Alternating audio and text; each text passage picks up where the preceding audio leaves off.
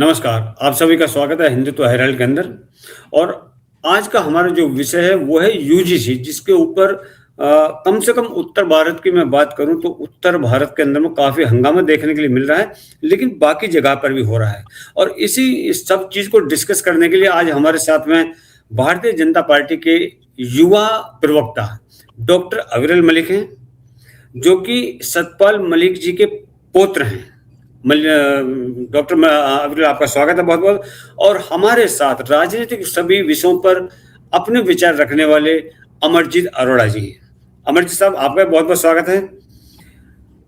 नमस्कार। आज सबसे ज़्यादा जरूरी बात यह है जाननी कि ये जो यूजीसी आई है, जो यूजीसी की गाइडलाइंस आई हैं, अरोड़ा साहब, इनका विरोध क्यों हो रहा है देश के अंदर में? क्या ये जो वर्ण है, जो हायर कास्ट है, क्या यूजीसी की ये गाइडलाइंस है उनके विरोध में है, उनकी खिलाफत में है, या उनको कहीं पीछे खींचने के लिए है? अरोड़ा साहब, देखो, एक बात तो क्लियर है। जब हम आरक्षण की बात करते हैं, कोई जातिगत सहूलतें देने की बात करते हैं, वो भी जबकि भारत को आजाद हुए 75 साल हो गए, वो भी जबकि पिछले मैं रात को टीवी पे देख रहा था कि जो 5 सालों में इस विषय में कंप्लेंट्स आई थी, वो इतनी कम थी कि 5 सालों में सारे कॉलेज स्कूलों में मिलाकर एक कंप्लेंट एक कॉलेज की नहीं थी। एक कोई 200-300 के करीब बता रहे थे। यानी कि कंप्लेंट का रेशो कुछ है ही नहीं। इसका मतलब ये है कि जो ये व्यवहार की बात की जा रही है कि इनको किसी को प्रताड़ित किया जाता है, ऐसी बात नहीं है। हम भी स्कूलों में पढ़े, जब हम पढ़ते थे, मैं तब की बात करता हूं, तब भी नहीं थे। हमारे साथ शेड्यूल कास्ट स्टूडेंट भी थे, वो हमारे साथ खेलते थे, सब कुछ होता था। तो अब एकदम से अब ऐसा कानून ला देना कि भैया जैसे कोई बवंडर आ गया हो कि इक्विटी स्क्वाड बना दो, वो 7 दिनों में फैसला देगा, इतनी देर में एफआईआर लॉन्च कर दी जाएगी, कंप्लेंट सेल और आदि। ये चीजें एक एक भैंसा बनाने वाली बन गई हैं। अपने जो नॉन रिजर्व कैटेगरी के लोग हैं, सामान्य लोग हैं, उनमें एक भय उत्पन्न कर दिया गया। ये एक ऐसा इंजेक्शन था कि कुछ हो या ना हो, लेकिन भैया हम तो आपको भयभीत करके रखेंगे। अब सबसे बड़ी बात इसमें एक और आई, जिसके जिसके ऊपर मैं देख रहा हूं कि प्रॉब्लम हो रही है, कि आप पर कोई ब्लेम लगा देता है कि आप भाई साहब ने आपने मेरे ऊपर कुछ ऐसा किया, मेरे को गलत बोला, तो उसको प्रूव करना पड़ेगा कि मैंने गलत नहीं बोला। जो ब्लेम लगा रहा है, जो कंप्लेंट कर रहा है, उसको नहीं प्रूव करना है। भाई ये कैसे और कैसा कानून है, कैसी बात है। और दूसरी ये बात लगा दी गई कि अगर कोई झूठा साबित हो जाएगा, कंप्लेंट झूठी साबित हो जाएगी, तो उस पर कोई कार्रवाई नहीं होगी। ये तो देखा जाए, this is against the natural law of justice. ये प्राकृतिक नियमों में नहीं आता है। ये तो मुझे मानवता के अगेंस्ट लगता है। भैया आप देखो, थोड़ा सा ध्यान दो। तो आप कहते हो इसमें जो नियम बनाए गए, उसमें सारे लिंग आधार सब कुछ कवर कर लिए गए, लेकिन सामान्य वर्ग को क्यों नहीं कवर किया गया? क्या सामान्य वर्ग के साथ ज्यादती नहीं होती?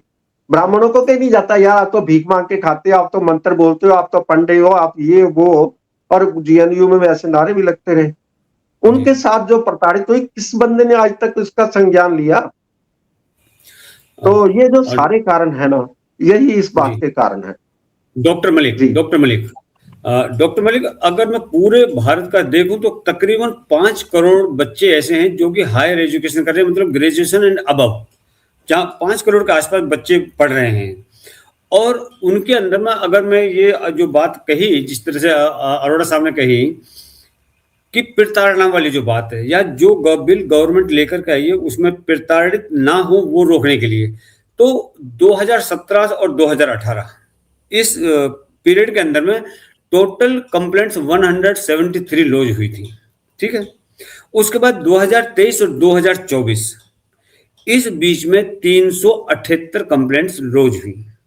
कुल मिलाकर अगर देखा जाए तो 118.4% ये इंक्रीज हुआ। ठीक है। लेकिन अब मैं अगर ये कहूं कि 5 करोड़ के अंदर में जो 5 करोड़ बच्चे पढ़ रहे हैं, उनके अंदर में ये परसेंटेज कितनी आती है 378 कंप्लेंट्स की, ये मुश्किल से 0.004% आती है जो ये कंप्लेंट इंक्रीज मतलब हुई है वहाँ पर। लेकिन क्या आपको ये नहीं लगता कि ये फैसला करके, ये यूजीसी ला करके, एक कहावत है कि कुल्हाड़ी के ऊपर में पैर पड़ जाना, लेकिन क्या बीजेपी ने कुल्हाड़ी को ही अपने पैर के ऊपर नहीं मार लिया है? क्या इन प्रोविजन से ये जो यूजीसी के लाए गए हैं, जो बीजेपी का कोर वोटर है, क्या वो बीजेपी से छिटक करके अलग नहीं जाएगा? क्या आप ये कहेंगे कि एससी, एसटी, ओबीसी इनको अपने पास लाने के लिए बीजेपी ने ऐसा किया है? तो मुझे नहीं लगता कि इस एक्ट से बीजेपी के पक्ष में वो सभी लोग आ जाएंगे। क्यों? क्योंकि वो एक कहावत है कि आधी छोड़ पूरी को धावे, और पता चला कि आधी भी ना पावे। क्या बीजेपी ऐसा नहीं कर रही है? डॉक्टर मलिक। जी देखिए, हमारा स्पष्ट मानना है सबका साथ, सबका विकास, सबका विश्वास और सबका प्रयास इस नारे के आधार पर निश्चित ही हम चलते हैं, नंबर एक। और इसे चरितार्थ करने का काम हमारे प्रधानमंत्री मोदी जी के नेतृत्व में अभूतपूर्व तरीके से ग्राउंड लेवल पे किया जाता रहा है और किया जाता रहेगा। जब हम जय जवान, जय किसान, जय विज्ञान और जय अनुसंधान की बात करते हैं तो उस जवान में, उस युवा में हिंदू, मुस्लिम, सिख, ईसाई, जैन, बौद्ध, पारसी, जाट, गुर्जर, राजपूत, क्षत्रिय, वैश्य, ब्राह्मण सब कम्युनिटीज आती हैं। एससी, एसटी, ओबीसी, जनरल सब आते हैं। और जहां तक विषय है एक तरीके से समानता का, तो निश्चित रूप से हम समानता के पक्षधर कल भी थे, आज भी हैं और भविष्य में भी रहेंगे। ये बिल्कुल स्पष्ट हमारा मानना है और यही मानना हमारा रहेगा। और उसके साथ साथ अब मैं इसके संवैधानिक पहलू की बात कर लेता हूं, जो कि संविधान में भारतीय जनता पार्टी ने नहीं लिखा है, हमारे प्रधानमंत्री नरेंद्र मोदी जी ने नहीं लिखा है। ये संविधान निर्माताओं के द्वारा, कॉन्स्टिट्यूशन ऑफ इंडिया में बाबा साहब डॉक्टर भीमराव अम्बेडकर जी के द्वारा लिखा गया है।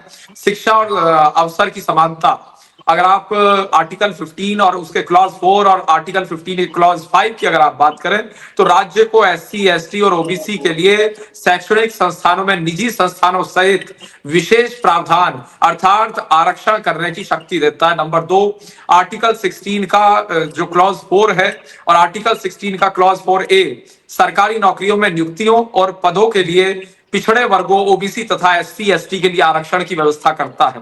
नंबर 3, आर्टिकल 16 का क्लॉज 4B 1 साल की रिक्त अनफिल्ड जो आरक्षित सीटें हैं उन्हें आगे ले जाने के लिए एक तरीके से कैरी फॉरवर्ड करने की अनुमति देता है। और एक चीज आपको बता दूं जो हमेशा से होता आया है, मेंबर ऑफ पार्लियामेंट और एमएलए जो बनते हैं ये एससी और एसटी के रिजर्व कोटे से जिस तरीके से बनते हैं वो आपने सबने देखा होगा। जो एससी और एसटी की रिजर्व सीट होती हैं लोकसभा में भी और विधानसभा में भी, वो आर्टिकल 330 के तहत कॉन्स्टिट्यूशन का प्रोविजन है लोकसभा में एससी और एसटी के लिए सीटों का आरक्षण।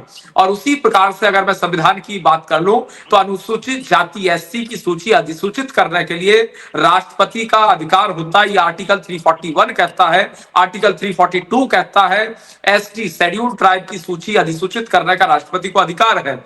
आर्टिकल 244 ये 5वीं और 6ठी अनुसूची के अंतर्गत आते हैं। ये एसटी ये शेड्यूल जो ट्राइबल एरियाज है उनके लिए विशेष प्रावधान करते हैं। और 164 आर्टिकल जो क्लॉज 1 है उसके तहत बिहार, मध्य प्रदेश और उड़ीसा जैसे राज्यों में आदिवासी कल्याण के लिए एक अलग मंत्री की नियुक्ति करता है। ये विशेष प्रोविजंस मैं केवल गिना रहा हूं, उसके बाद आप अपना सवाल ले लीजिए, मुझे आपत्ति नहीं। और आर्टिकल 23 मानव तस्करी पर और एक तरीके से बेगारी के विषय पे जो जबरन श्रम का विषय है उसके विषय पे ये कहता है। और इसमें भी जो एसटी लोग हैं उनका शोषण ना हो इसके विषय पे आर्टिकल बात करता है। आर्टिकल 24 में स्पष्ट है कि किस तरीके से जो 14 ईयर्स से नीचे के बच्चे हैं उन्हें काम ना कराया जाए। विशेषकर एससी, एसटी, ओबीसी को कहां प्रोटेक्ट किया जाता है वो तो बिल्कुल स्पष्ट ही है। और एससी, एसटी के विषय में 1989 में कानून भी लाए गए थे, एससी एसटी एक्ट की बात कर रहा हूं विशेष रूप से उसमें। और कुछ लोग जो सवाल खड़ा कर रहे हैं कि बीजेपी कर रही है, बीजेपी कुछ नहीं करती है। आर्टिकल 338 राष्ट्रीय अनुसूचित जाति आयोग का इसमें प्रावधान है। राष्ट्रीय अनुसूचित जनजाति आयोग का प्रावधान आर्टिकल 338A में है। आर्टिकल 340 ओबीसी की स्थितियों की जांच के लिए जो आयोग है एनसीबीसी की नियुक्ति का प्रावधान करता है स्पष्ट रूप से। आर्टिकल 341 एससी की सूची अधिसूचित करने का अधिकार प्रेसिडेंट ऑफ इंडिया को प्रोवाइड कराता है। हो सकता है बहुत बड़ी लिस्ट होगी, लेकिन मैं ये जानना चाह रहा हूँ, आज से पहले भी तो ये सब कुछ चल रहा था। आज से पहले भी यूनिवर्सिटी के अंदर में जैसे सब कुछ था, क्या सब कुछ माइनॉरिटीज के लिए है? जनरल कैटेगरी के लिए कुछ नहीं। क्या जनरल कैटेगरी इस देश के सिटीजन नहीं है? क्या किसी ब्राह्मण को या उच्च वर्ग के व्यक्ति को जाति सूचक शब्दों से नहीं बोला गया? आज भी ये जो भी जातियां SC ST OBC में हैं, वो क्या कहते हैं? ए पंडित, ए फलाना, और सुअर के गले में जनेऊ पहनाते हैं। वो क्या है? वो क्या है? दूसरा, अगर ये बनाया भी ठीक है, आप SC ST OBC को प्रोटेक्ट कर रहे हैं, मान ली बात आपकी, लेकिन अगर किसी हायर कास्ट के व्यक्ति के खिलाफ ये कोई दूसरा व्यक्ति कंप्लेंट करता है और वो कंप्लेंट झूठी पाई जाती है, उस वक्त जिसने झूठी कंप्लेंट की है उसके लिए कोई प्रोविजन है? उसको पनिशमेंट के लिए कुछ है? नहीं है इसके अंदर में। क्यों? दूसरा, क्या ये जो राष्ट्रीय जनता दल है, लालू प्रसाद यादव जी की जो पार्टी है, उसकी एक प्रवक्ता है, उसकी प्रवक्ता ने स्टेटमेंट दिया है, ऑन रिकॉर्ड वो चीज है कि ब्राह्मणों को, वैश्यों को, राजपूतों को, इनको हमेशा फंसाओ, झूठे केसों में फंसाइए। वो मैं इस डिबेट के अंदर में लगाऊंगा, वो वाला भी, वो अभी आप सुनिएगा। आपको इस आधार पर फंसाया जाना चाहिए कि आपने कभी भी इस देश के 90% OBC SC ST बहुसंख्यक जो आबादी है, जो माइनॉरिटी है, उसको आपने उसका हक नहीं दिया। आपको इस बेसिस पर फंसाया जाना चाहिए। ये तो गलत है। ये जो कह रही है, जो भी ये प्रवक्ता है, ये बहुत दुखद है, बहुत दुखद है ये। इसके खिलाफ भारतीय जनता पार्टी ने अभी तक एक्शन क्यों नहीं लिया? क्योंकि चोर चोर मोशेर भाई सारे राजनीतिक जितने भी हैं वो सब एक ही प्लेटफॉर्म पर खड़े हुए हैं, क्योंकि वही काम राष्ट्रीय जनता दल को करना, वही काम समाजवादी पार्टी को करना, वही TMC को करना, वही कांग्रेस को, वही भाजपा को करना है। भाजपा जो अभी इस वक्त आज अभी जीत कर आई है, वो केवल SC ST OBC को बेस पे नहीं है जीत करके, उसके लिए पूरे देश ने उनको दिया। उनका कोर वोटर ब्राह्मण है, वैश्य है, क्षत्रिय है। ये भाजपा को चीजें समझनी चाहिए। अरोड़ा साहब, आप कुछ कहना चाह रहे थे? इन्होंने काफी कानूनों की लिस्ट बना दी, जो कि इनकी बातें सुन सुन करके तो मैं बहुत भारी हो गया, क्योंकि बड़ा स्पष्ट सी बात है। आज जो सुप्रीम कोर्ट में एक केस भी लगाया गया है, उसमें क्या कहा है, उसमें कि जो अनुच्छेद 14 है जिसमें समानता का अधिकार है, और 15(1) है जिसमें धर्म, जाति, नस्ल, लिंग या जन्म स्थान के आधार पर भेदभाव नहीं होने की बात है, उसके तहत यह गारंटी दी गई है। लेकिन जहां यह नियम आया UGC का, इसमें क्या किया, OBC SC ST और OBC को तो ले लिया गया, बाकी को छोड़ दिया गया। इस तरह ये इन दोनों नियमों को वायलेट करता है।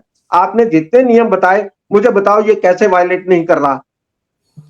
14, मैं अनुच्छेद 14 की बात कर रहा हूं और 15(1) की बात कर रहा हूं। ये इनको वायलेट कर रहा है, नहीं कर रहा तो मुझे बताइए कैसे नहीं कर रहा? डॉक्टर मलिक, आप काउंटर कीजिए। बिल्कुल बिल्कुल, देखिए, नहीं बिल्कुल अमरजीत जी का सही सवाल है, सवाल किया जाना चाहिए, राय सबकी ली जानी चाहिए, राय सबकी ली जाएगी। मैं तो इस बात का पक्षधर हूं, और निजी रूप से भी मैं जाट हूं, OBC से मैं निश्चित रूप से आता हूं, और हमारा जो OBC वर्ग है, हम जाट जो है वो राजस्थान, दिल्ली, उत्तर प्रदेश और कई राज्यों में OBC कैटेगरी में आते हैं। लेकिन हमारा जाट समुदाय ब्राह्मण समुदाय का सम्मान कल भी करता था, आज भी करता है, भविष्य में भी करता रहेगा। और मैं भाई साहब, मैं इंडियन हूं, मैं किसी जात में विश्वास नहीं कर सकता हूं। हमारे घर में बहुएं SC ST में भी गई हुई हैं और आई भी हुई हैं हमारे परिवार में। और मैंने जो शादी की थी, जात जूत देख कर नहीं की थी, ना मैंने अपने बेटे की थी, because I believe, do not preach. और मैं जाति का नाम लेके नहीं सोचूंगा कि यहाँ जातियों की बात करें। उसी पे बात कर रहे हैं कि एक जाति के नाम पे हमें प्रताड़ित किया जाए, तो ये तो बात नहीं बनती है। ये तो क्या, मैंने रातें जलाई, पसीने से पन्ने भिगोए, पर अंकों की दौड़ में हम स्वर्ण खोकर ही खोए। वह कम पायदानों पर भी शिखर चूम लेते हैं, हम ऊंची छलांग लगाकर भी जमीन पर रहते हैं। बताइए ये कैसा समानता का अधिकार है? बिल्कुल बिल्कुल, देखिए मैं जवाब देता हूं आपके सवाल का। जहां तक विषय में आर्टिकल की बात कर रहा था, मैं स्पष्ट कर देता हूं, उसके बाद मैं आपके सवाल पे ही आ रहा हूं। केवल ये आर्टिकल 46 है, ये स्पष्ट रूप से कहता है राज्यों को कमजोर वर्गों, विशेष रूप से SC ST के शैक्षिक और आर्थिक हितों को बढ़ावा देने और सामाजिक अन्याय व शोषण से बचाने का स्पष्ट निर्देश देता है। अब मैं स्पष्ट कर देता हूं, जो बैकवर्ड हैं, जो पिछड़े हैं, जो एक तरीके से सामाजिक रूप से पिछड़े हैं, उन्हें किस प्रकार से सेम प्लेटफॉर्म पे लाया जाए, किस प्रकार से मजबूत किया जाए। इसीलिए हमारे जो कॉन्स्टिट्यूशन मेकर्स थे, संविधान निर्माता थे, इस विषय में उन्होंने प्रोविजंस किए हैं भारतीय जनता पार्टी की सरकार अपने आधार पर इसको ले आई, ऐसा कतई नहीं है। इसमें सुप्रीम कोर्ट की भी गाइडलाइंस को इन्वॉल्व कर लेना चाहिए, कॉन्स्टिट्यूशन ऑफ इंडिया को भी इन्वॉल्व कर लेना चाहिए, और हमारे इस चीज को भी इन्वॉल्व कर लेना चाहिए कि ब्राह्मण हो, राजपूत हो, जनरल कैटेगरी का कोई व्यक्ति हो, किसी के साथ अन्याय ना होने दिया जाएगा। ये हमारा एक तरीके से वचन है। और उसके साथ साथ जहां तक विषय है जो आरोप प्रत्यारोप का विषय, तो देखिए सवाल निश्चित रूप से होने चाहिए। और जहां तक सरकारी के क्षेत्र का विषय, मैं सरकारी का बता देता हूं। जो आर्टिकल 16 कह रहा है, ये स्पष्ट कह रहा है सरकारी नौकरियों में आरक्षण, ये स्पष्ट कहता है रिजर्वेशन इन पब्लिक एम्प्लॉयमेंट प्रदान करता है। और आर्टिकल 16 का 4A ये प्रमोशन पदोन्नति के विषय पे कहता है। और आर्टिकल 16 का 4B बैकलॉग और रिक्तियों को भरने की अनुमति प्रदान करता है। आर्टिकल 17 अनटचेबिलिटी का उन्मूलन करने के लिए, ये इसलिए बेसिकली ये आर्टिकल्स हैं कॉन्स्टिट्यूशन मेकर्स के, जिससे कि जो सामाजिक पिछड़े हैं उन्हें आगे बढ़ाया जाए। नंबर 2, आपने ईडब्ल्यूएस की बात की, मैं भी उसी का पक्षधर हूं। इकोनॉमिकली सर, मैं जिन नियमों की बात कर रहा हूं आप उन पे आ ही नहीं रहे। ये जो बातें कह रहे हैं बिल्कुल ठीक है, ये संविधान की बातें मैं मानता हूं। मैं सिंपल ये कह रहा हूं कि ये यूजीसी के नियम जो बनाए गए वो अनुच्छेद 14 और 15(1) को वायलेट कर रहे हैं। सिंपल सी बात, अगर नहीं वायलेट कर रहे हैं तो मुझे बताइए। आप इतने कानून मुझे बता दोगे तो भैया वो तो सभी बातें ठीक है, आरक्षण है, आरक्षण हटना चाहिए नहीं हटना चाहिए अलग बातें हैं, आरक्षण समानता का अधिकार छीन रहा है नहीं छीन रहा है अलग बातें हैं। हम सिंपल अगर यूजीसी पर कंसंट्रेट करें इस डिस्कशन में तो बेटर रहेगा। आप जानते हो, आप ले जाते हो बातों ये मैं इसलिए बता रहा था जी, ये प्रोटेक्शन के लिए।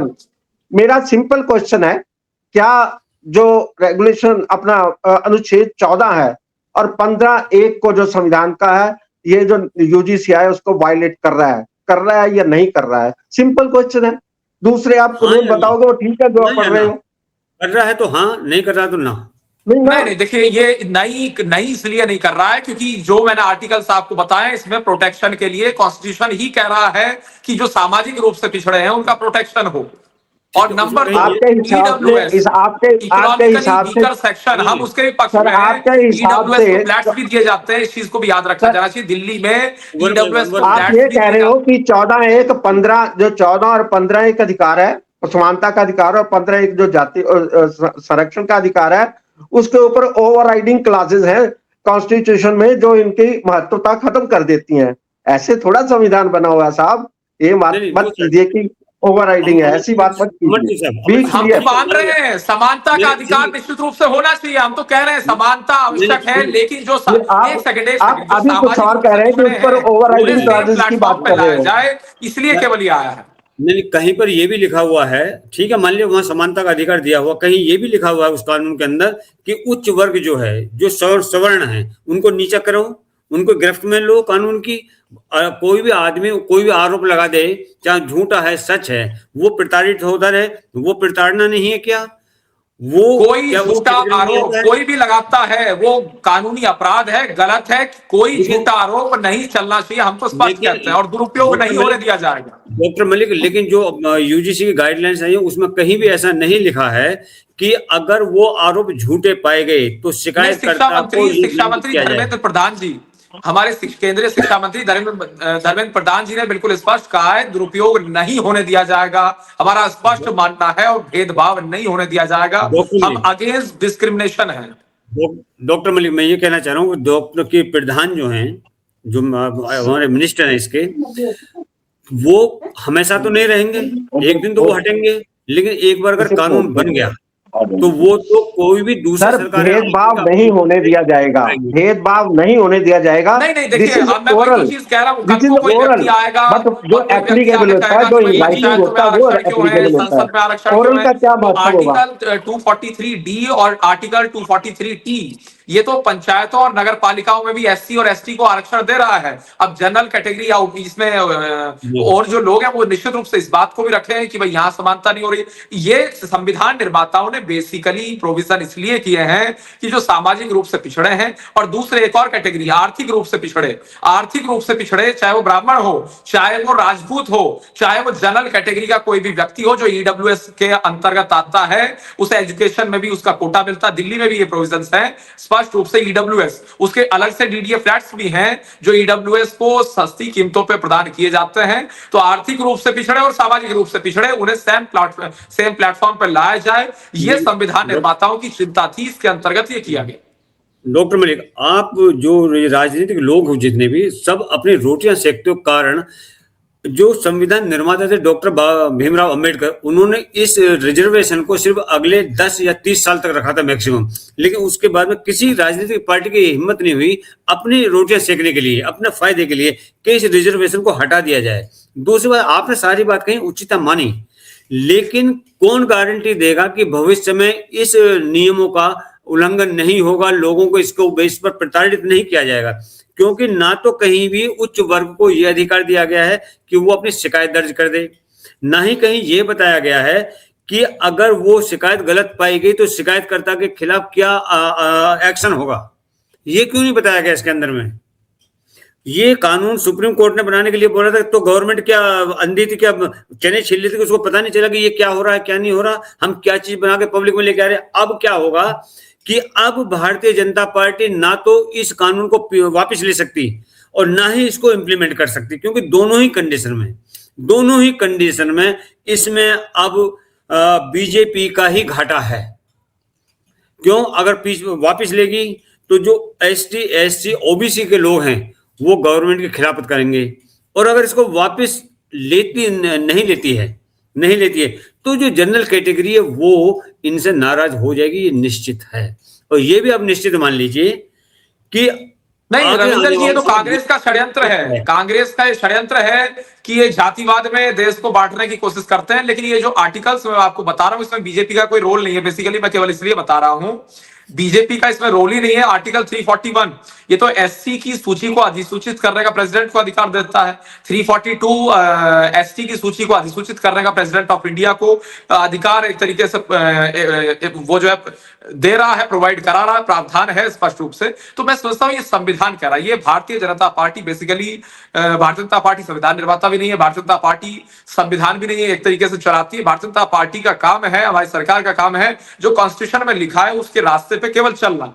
और उसके साथ साथ जहां तक विषय समानता का अधिकार बहुत महत्वपूर्ण है, वो बेसिक राइट है और उससे वॉयलेशन उसका नहीं होना चाहिए, ये मेरा स्पष्ट मानना है निजी रूप से भी। नंबर 2, जो ईडब्ल्यूएस कोटा है, ईडब्ल्यूएस है इकोनॉमिकली वीकर सेक्शन है, वो ब्राह्मण भी हो सकता है, वो राजपूत भी हो सकता है, वो कायस्थ भी हो सकता है, वो जनरल भी हो सकता है, और उसके साथ साथ वो अदर किसी जात का भी जो जनरल में है वो हो सकता है जाति का। तो इकोनॉमिकली देखिए, 2 लोगों को हम मजबूत करने में लगे हो। हमारा स्पष्ट नारा क्या है? वो बिल्कुल स्पष्ट है, गरीब को आगे बढ़ाना, पीड़ित को आगे बढ़ाना, शोषित को आगे बढ़ाना, शोषित में दलित और ये एक तरीके से जो पिछड़े हैं ये स्पष्ट आते हैं। और उसके साथ साथ अगर बात कर जाए गरीब की, तो गरीब में ईडब्ल्यूएस कोटे के लोग आते हैं। गरीब, पीड़ित, शोषित, वंचित, दलित, आदिवासी, महिला, युवा, बेरोजगार, संत, सबके हित में काम करना हमारे। लेकिन जो आप कह रहे हो वो ठीक है, लेकिन जो भारत के अंदर में जो लोगों के अंदर में आपकी छवि बन रही है वो छवि ठीक इसके विपरीत है, बिल्कुल। डॉक्टर अमर जी अरोड़ा साहब कुछ कहना चाह रहे थे? अरोड़ा साहब, क्योंकि आपने पहले भी अरोड़ा साहब को किसी मैं सिंपल, अब मैं शॉर्ट में बात कहना चाहता हूं कि मैंने एक ही इशू खड़ा किया कि ये जो यूजीसी का बिल था ये 2 नियमों के विरुद्ध था, 2 प्रोविजंस के विरुद्ध था। उस पे आज 6, 14 और 15(1) पर उस पर कोई मेरे को जवाब नहीं मिला। दूसरी बात रही संरक्षण की, ये कहते हैं सबको संरक्षण मिलना चाहिए। अगर सबको संरक्षण मिलना चाहिए तो यूजीसी के जो अमेंडमेंट आई उसमें नॉन रिजर्व्ड कैटेगरी को बाहर क्यों रखा गया? क्या वो देश के लोग नहीं है? उनको संरक्षण की जरूरत नहीं है। तीसरी बात आई, आपको सिर्फ उनका ख्याल रखना जो पिछड़े हैं, जो टैक्स पेयर है, उनका ख्याल नहीं रखना, जो नॉन रिजर्व्ड है उनका ख्याल नहीं रखना। आपने सभी गिना दिए। आप कह रहे हो कि 80% लोगों को आप मुफ्त में इलाज देते हो, तो भैया क्या टैक्स पेयर बकवास लोग हैं? उनके जेब से पैसा जा रहा है, 80% को आप मुफ्त में क्यों देते हो? उनको प्रेरणा क्यों नहीं देते कि वो काम करें? सही बात है, बिल्कुल सही बात है, बहुत बड़ी बिल्कुल सही बात है। अब बहुत बड़ी बात है। और एक मिनट मेरी बात सुनिए। सिद्धांतों पे कुछ बनता है, सिद्धांतों पे देश चलती है, सिद्धांतों पे दुनिया चलती है। देश हिंदुस्तान उसी समय आजाद हुआ जब पाकिस्तान हुआ। पाकिस्तान के सिद्धांत कैसे थे, हमारे सिद्धांत कैसे थे? वही कारण क्या है कि आज भारत कहीं पहुंच गया और पाकिस्तान कहां पहुंच गया। और आज अगर बीजेपी ऐसे बांटने वाले सिद्धांत लेकर आगे आएगी तो आने वाले समय में वो पाकिस्तान की सोच के हिसाब से चल रही है, उन अंग्रेजों की सोच के हिसाब से चल रही है जो बांटेंगे। आपने एक बिल सीधा ही लेके आए जिसमें मतलब नॉन रिजर्व को बाहर निकाल दिया। आप इसका बैठकर जितने मर्जी कानून बोल लो, आपको जो सारे भारत में आज इतना बवंडर खड़ा हुआ है, तो आप क्या सोचते हो सभी लोग बेवकूफ है, उनको समझ नहीं आ रही?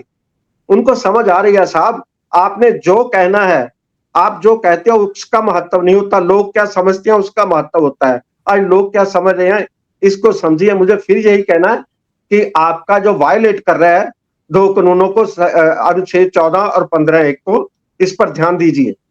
जय श्री राम। डॉक्टर मलिक कुछ कहना चाहेंगे आप?